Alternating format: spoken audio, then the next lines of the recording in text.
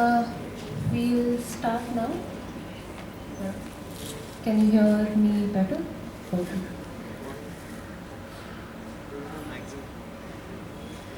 Good? Okay. So, hi everyone, I'm Dathri. It's nice to see a lot of you gathered here. It doesn't make me anxious at all. So, what I'm going to do is, introduce myself first. I work here as an archivist, and over the past 5 months, I think me, Kinjal, and Sindhu have been involved in setting up an exhibition at the archives. So, over the next few minutes, I'll just briefly introduce what the exhibition is about, and I'll hand over the mic to Kinjal and Sindhu so that you could hear them talk as well. So, just to briefly talk about the exhibition, I want to start with talking about the space where the exhibition is, because I think it provides a little more context on what the exhibition is about. The exhibition is sort of sandwiched between the reading room, which is a public space where some of us work, we read books, have meetings, suggest rest, and the storage room, where you'll find just boxes and boxes of archival material in this extremely controlled atmosphere, which is secured behind a lock. This makes the exhibition space a little unique because it's, of course, a public space which allows us to interact with people outside of familiar faces. But to me and to most of the people who work at the archives, this is a workplace. And that conundrum is what I'm hoping you'd see today in the exhibition. As a space that is accommodating the messy lives and processes of the people who form the archives. These people include those who work at the archives, of course, but also those who visit us, the people who exist within the collections, and more. And on that thread, I have to say, putting up the exhibition could not have been possible without the archives team. Starting with Sindhu and Kinjal, who are artists and who have worked very closely on setting the space up, and you'll hear them speak after this. And Venkat for suggesting the exhibition and being extremely supportive through the whole process. Ravi and the NCBS team for arranging most of the production and caring for the room so well. And the archives team. The room is a bunch of curated material, but it is also members of the archives bringing together parts of their desk and their homes into the space, and so it's a very warm space for me. I'll now give the mic to Sindhu and Kinjal to talk a bit about what this exhibition means to them. Hi, I'm Sindhu. I'm a conservator by profession. So I have exhibited one artwork here. So why I said first I'm a conservator, because even when we receive a lot of materials to the archive, there will be like appraisal, and we even select like whether to keep or not in terms of the facility that we have. Sometimes like most of the artwork actually here I try to explain on. We get botanical samples, like literally the samples collected in the field, and then which is being stuck on to the paper and all. So, but we try to right now we do not have the facility to house that, or something like that, which actually attract pests, or it needs like separate attention or separate facility to house them. So in these terms, we get lot of challenging materials to our archives. So at that time we have to be just reconsider, or probably we visit to the donor after a few years, okay, we are trying to get this setup done. So till then we request you to have it in your house, or wherever it is.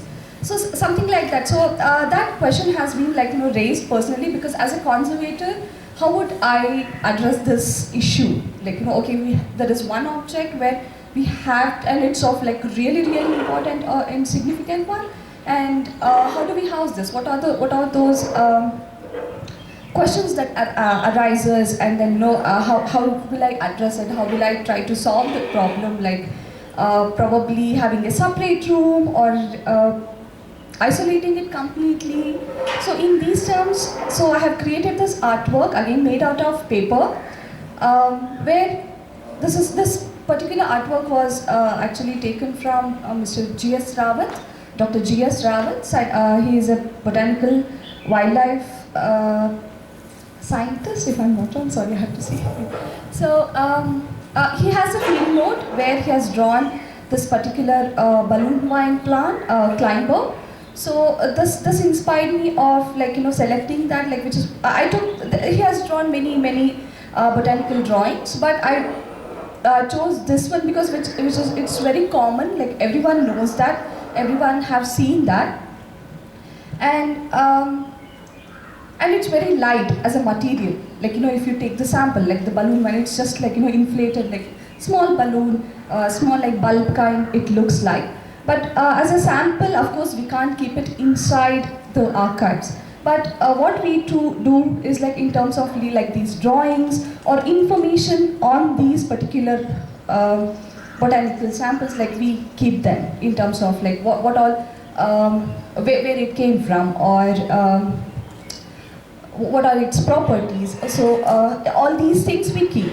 So that is what I'm trying to question. Probably directly not the sample itself, but indirectly somewhere leading to this original or this plant. So that is one thing where I have even kind of sandwiched the original actual leaf of the balloon vine into the artwork, so that just questioning myself, okay, now this whole material itself is only one, and then which has all the organic material inside it, which could actually deteriorate faster and attract pests. And how, in terms of housing in future, how would I house it? What is the solution? So it's just questioning myself. So I hope you have it in there, look at the artwork. Yeah. Thank you, and I call Kinjal to explain about her artwork.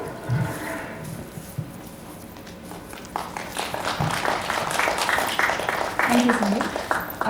Hello everybody, I am Kinjal, and I'm a fairly new addition to the archive team. I also am a ceramic artist and a sculptor, and I work primarily with clay.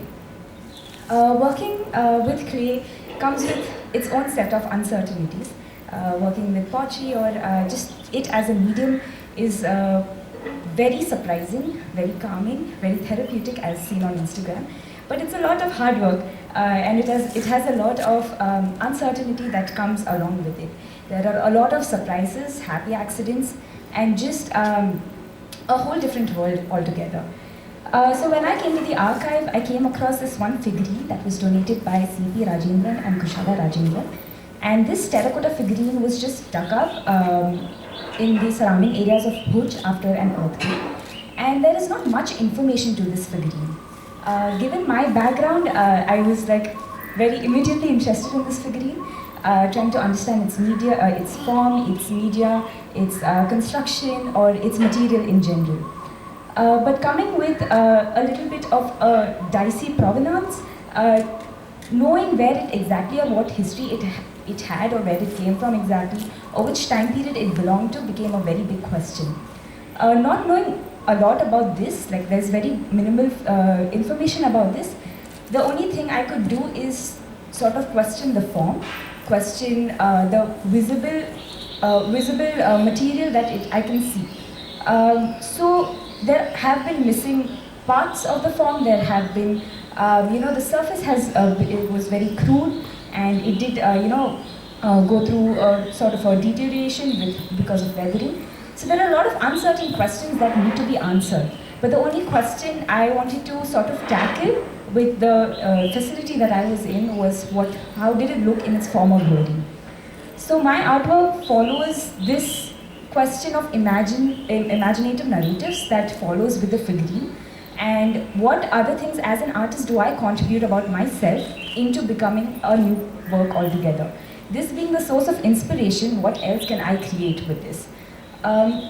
It's not an exact replication, but these are just interpretations of what it could be. So there is a lot of freedom that you can call it what you want. It need not be a particular thing. That's the thing about history, right? There are no definitive answers. And just playing along with this is what the work once you step inside, you'll be able to see. is a reimaginative form of the figurine that I, according to me, would have pictured it in its former glory. Along with that, I have collaborated with 4 other artists who have produced smaller versions of this figurine, which is also called maquettes in the clay language. So these maquettes are sort of like these rough sketches that we produce with clay, right? So these maquettes are sort of a doorway to open a lot of new interpretations for this form, being the source inspiration. And that's what this entire exhibit is about how something that can be untitled and undated and that has a lot of evolving narrators. I really hope you enjoy the exhibition, and if there are anything, please do contact Dhatri, Sindhu or I. For any questions, if there's anything, please contact any of the archival team, and I hope you really enjoy the exhibition. Thank you so much.